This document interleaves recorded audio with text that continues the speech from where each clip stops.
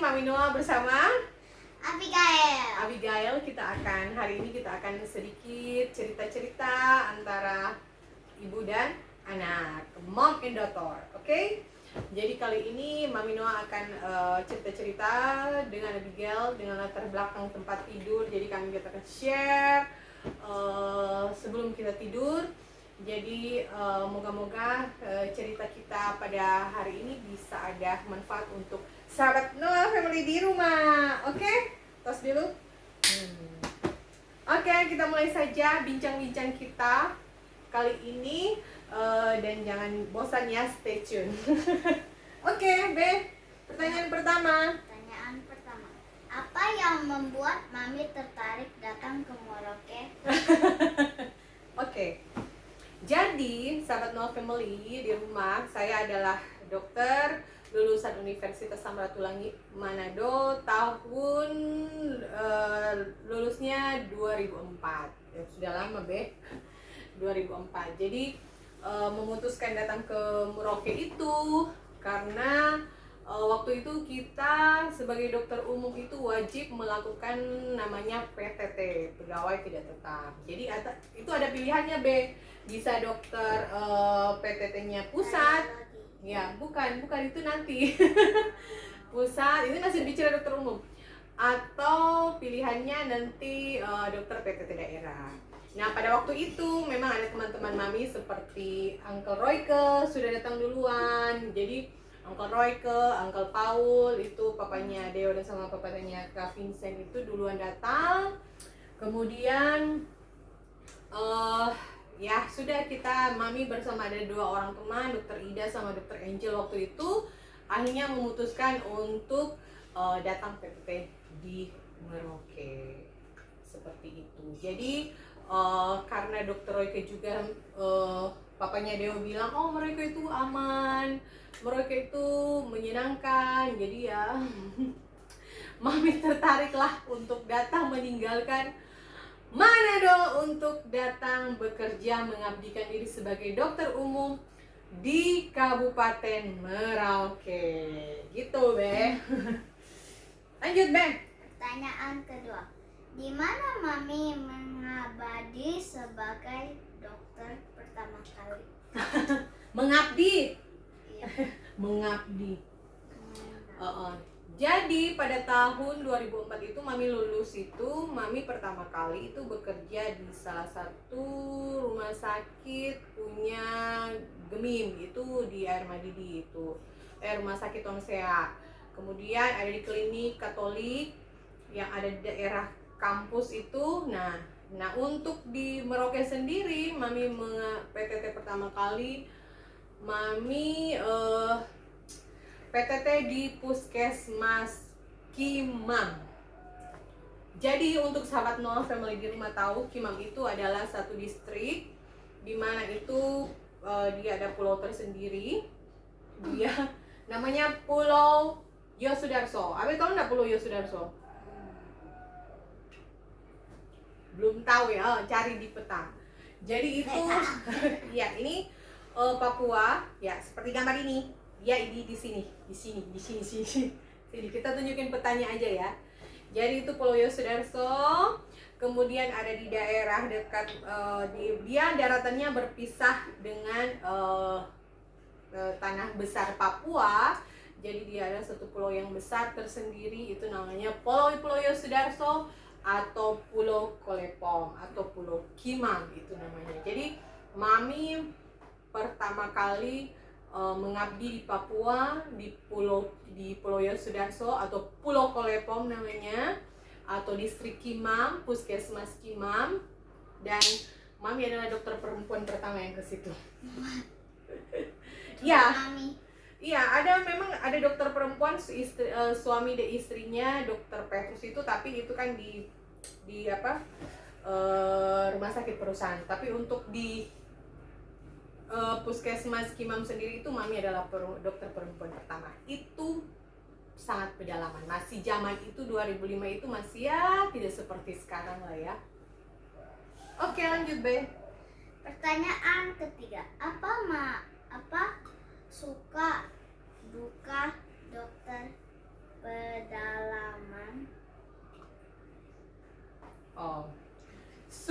duka dokter pedalaman. Jadi sebenarnya banyak sekali pengalaman yang kalau misalnya Mami share pada video ini nanti tidak akan nanti durasinya akan panjang sekali begitu. Tapi intinya suka dukanya itu banyak sekali. Jadi Wow. oh iya banyak sekali Be. Jadi Mami itu anak bungsu, ya kan? Anaknya Oma Mami dan Opa Papi yang paling kecil. Terus dimanja, terus datang ke Papua, ya kan Be? Jadi dari tidak tahu apa-apa, masak tidak bisa, pokoknya anak manja lah, anak gadis yang manja. Nah datang di Papua dan memberanikan diri untuk di Puskesmas Kimam. Be, ini yang Mami mau cerita dulu. Waktu Mami mau dapat nota tugas ini dari kepala dinas ini Be. Jadi kepala dinas kepala dinas pegang itu, kepala dinasnya itu adalah Dr. Gigi Yosef Rinto. Jadi Pak Dr. Gigi Yosef Rinto, salam hormat Pak Dr. Joseph. Jadi waktu itu Pak Yosef menyerahkan nota tugas ya dengan gayanya, ya Dr. Agrina nanti di ya Pak Yosef itu gitu kayak cool begitu. Saya tugaskan di Puskesmas Kimam ya. Bagaimana? Siap? Oh, Mami langsung, oh siap Pak, siap saja. Mami tidak tahu itu Pulau Kimam di mana dan Mami hanya menatap, Pak, Puskesmas Kimam itu di mana ya? Dan di belakang kepala dinas itu ada peta Kabupaten Merauke dan di situ ada pulau. Jadi ini peta Kabupaten Merauke baru ada pulau tersendiri. Ya, Puskesmas Kimam itu ada di sini ya, Dokter Agrina. Oh iya Pak, siap. Ya, siap ya. Siap. Jadi pokoknya Mami itu siap saja. Mami tidak tahu di Kimam itu bagaimana, kondisi bagaimana. Pokoknya pas dikasih tahu sama kepala dinasnya, Mami ikut siap. Dokter Agrina siap Pak. Jadi itu Be. Nah pada saat Mami keluar dari ruangan kepala dinas itu, dokter di puskesmas mana ya nanti? Oh puskesmas susah kan waktu itu mau sebut Kimam A saja itu susah Be. Kimam dok, iya Kimam. Dokter Agrina mau ke puskesmas Kimam. Dok, aduh dokter, itu puskesmas itu di pedalaman sekali dokter. Di sana begini sudah diceritakan. Oh iya kak, tapi Mami dengan polos-polosnya. Oh iya kak, oh iya so dengan gaya logat bahasa Manado. Oh iya so. Jadi waktu itu pokoknya menerima saja. Anak manja dari Manado datang di Merauke. Ya menerima saja. Nah sudah dikasih nota tugas dan padahal pemikiran Mami waktu itu nanti mau sama-sama satu puskesmas dengan Dr. Roy Kejo itu. Jadi papanya Deor. Mami pikir kita kan berteman mungkin nanti satu puskesmas. Kemudian di Dr. Roy Kejo itu masih di puskesmas waktu itu kayak Ulilin ya, masih satu daratan dengan Merauke. Nah gitu Be. Nah jadi itu suka dukanya. Ini Mami mau cerita ini dulu dari awal Be, itu sudah terlompat-lompat. Jadi itu setelah Mami dapat nota tugas, ya sudah akhirnya Mami harus berangkat ke Kimam. Kimam itu kita harus naik pesawat, ya. Pesawat Twin Otter. Baling. Dan sudah itu selama ini hidup Mami belum pernah naik pesawat seperti itu. Jadi Mami kayak wow, dan Mami bisa merasakan pasti takut lah ya. Iya kan? Nah sudah, jadi Mami waktu itu ditempatkan dengan Dokter Yudi Renaldi ya. Sekarang Dokter Yudi Renaldi itu temannya Mami sudah jadi spesialis bedah. Halo Dokter Yudi, salam hormat. Jadi waktu itu Dokter Yudi jadi teman Mami di Puskesmas Kimam. Nah kita dua itu berangkat itu Be, Lewana naik pesawat Twin Otter. Aduh Be. kayak kecil tuh. Hah? Pesawat kecil. Nah itu iya mengerikan. Dan itu dia tidak langsung ke Kimam, dia harus ke Wanam dulu. Jadi pesawat itu dari Merauke, dan mami waktu mau naik pesawat, ya Tuhan tolong belum naik pesawat ini Kang, aduh Tuhan, boleh mau selamat, Takut juga sih. selamat, boleh mau tiba dengan selamat tidak di sana. Tapi ya sudah, cuma berdoa Tuhan, tolong Tuhan sudah antar Bisa. saya, ya. Ya. Artinya, Kalau gitu ada. ya iya loh kalau nggak selamat, tapi nggak ada sampai sekarang. Jadi, yaitu naik pesawat ini menggambarkan Merauke pada zaman itu ya. Naik pesawat Twin Otter, kemudian sudah. Jadi kita itu bawa tas, ransel, itu bawaan nggak boleh banyak be, karena itu kan pesawat kecil. Jadi bawaan nggak banyak. Sudah kita naik pesawat, kemudian sudah turun di Wanam. Itu di Wanam zaman itu masih ada perusahaan ikan ya. Jadi memang Wanam itu masih kota kampung tapi suasana kota. Nah itu ada juga bandara di situ be. Jadi mami lagi, aduh pas mau turun be, aduh. Mak, menurut apa itu kalau naik pesawat yang ke besar kayak santai saja. Santai be, kalau Kalau kayak kecil besar langsung ngeri be. Masalahnya itu be dia, kayak iya baling-baling be. Terus ini be, kita bisa lihat ini daratan itu dulu terlihat sekali. Jadi memang artinya memang Merauke itu dari atas itu indah. Walaupun daratan tanpa pegunungan, kita melihat hamparan hijau bagaikan permadani hijau. wow. Di antaranya ada kali sungai-sungai yang berlekut-lekut begitu. Jadi seperti itu. Nah, dari Wanam itu kita akan menuju ke Kimam itu, bayangkan be, kita itu harus diatur oleh pasang surutnya air. Jadi sahabat Noah Family di rumah yang tidak tahu Papua, yang tidak mengerti Kimam, yang tidak mengerti Merauke. Jadi kita hidup itu di Kimam itu tergantung dari pasang surut air be. Jadi itu kan mau masuk di Kimam itu harus ikut air. Kalau airnya pasang ya boleh masuk. Kalau airnya surut ya tidak bisa. Speedboat tidak bisa masuk. Mami naik speedboat be dari Wanam. Mami tidak pernah naik speedboat be. Abi sebelum pernah naik speedboat belum? Nah, Abi tahu speedboat kan? Nah itu yang ini speedboat. Yang kayak langsung dipotong. Iya. Dan itu kita sore. Aduh be, bayangkan ini mami sudah ketakutan. Oh Tuhan, naik speedboat dari Wanam itu, naik speedboat dalam keadaan Baik. sore dan menjelang malam. Waduh. Dan tiba di Kimam itu dalam keadaan malam. Dari Dan tiba, air mulai surut sedikit. Jadi mami turun itu harus masuk lumpur Merauke. Injak lumpur di dermaga, dan itulah pertama kali menginjak lumpur di Merauke, menginjak lumpur Kimam. Dan akhirnya mami tanam. Be katanya begini be, kata orang, sekali kamu menginjakkan kaki atau masuk ke lumpur Merauke, sudah tersentuh dari lumpur Merauke, kamu akan susah keluar. Terbukti mami. Mami, akhirnya mami tidak bisa kembali ke Manado. mau teman mau bantu. Kenapa? Mau teman mau bantu. Dibantu, tapi kan itu akhirnya aduh sudahlah, masuk ke Tiba-tiba kampung. bisa. Iya, masuk ke Kimam dan tahu nggak be, gelap gulita karena itu di sana itu lampunya hanya menyala dari jam 6 sore sampai jam 12 malam. Setelah itu lampunya padam. Oh iya, waktu itu masih ada lampu karena waktu itu belum jam 12. Jadi kalau Abi mau tanya suka duka, itu banyak sekali suka dukanya. Karena Mami akan menceritakannya nanti tidak akan habis. Artinya begini, itu Pulau Kimam itu dikelilingi oleh lautan Arafura. Nanti Abi lihat ini. Nih ya, dikelilingi oleh lautan Arafura. Nah, itu semua itu Mami itu bekerja dengan air, perairan. Kehidupan puskesmas keliling Mami itu dikontrol oleh alam, oleh air yang perintah. Pasang surut air itu kita harus paham be. Angin timur, angin barat kita harus paham. Mami harus paham, jadinya harus paham. Oh, kalau kita ke sana, ke pantai barat itu, ke pantai utara itu harus angin apa?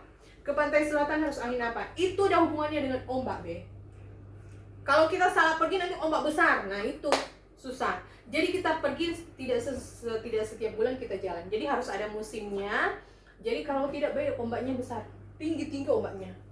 Lebih tinggi. Wah, lebih tinggi dari rumah.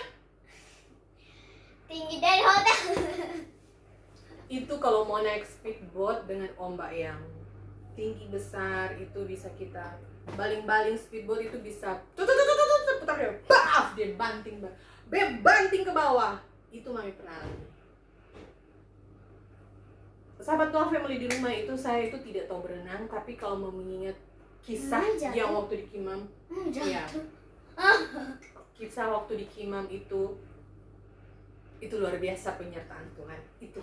Jadi memang kita kalau niat untuk kerja baik, lurus, memang tujuannya untuk baik, pasti akan dilindungi sama Tuhan. Iya, Be. Jadi yang penting kalau Abe mau jadi dokter toh, pikir panjang. Ya iya, kalau mau jadi dokter pikir panjang.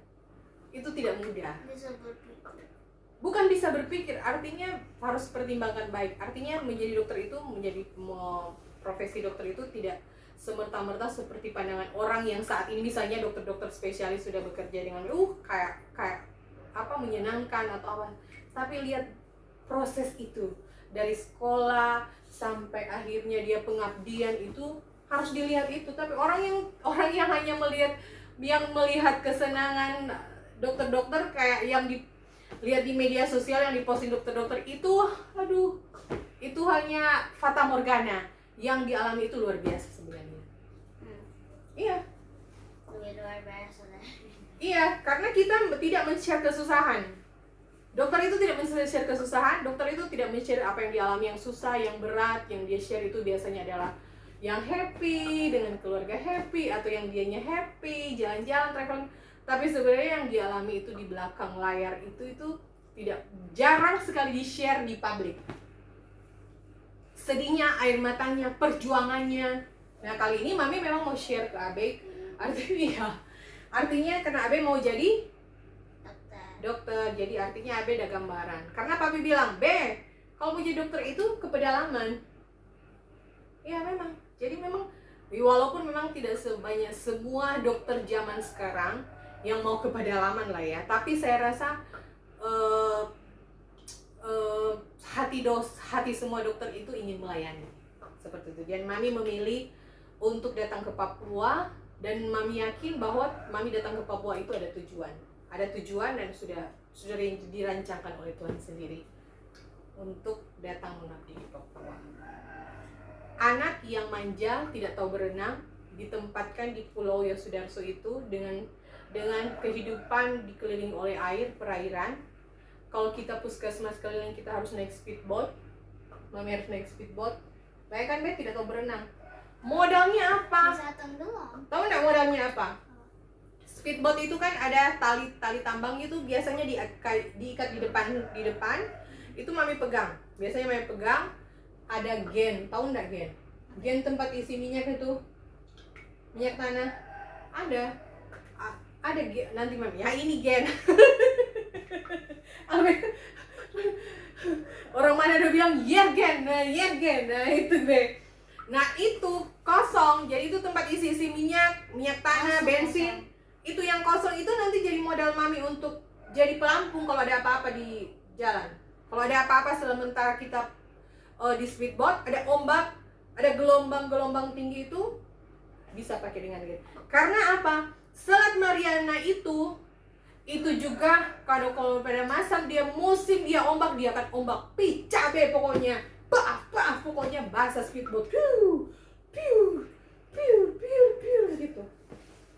Iya Be, jadi nanti ombak Selat Mariana pun itu kalau menurut Mami ganas manja.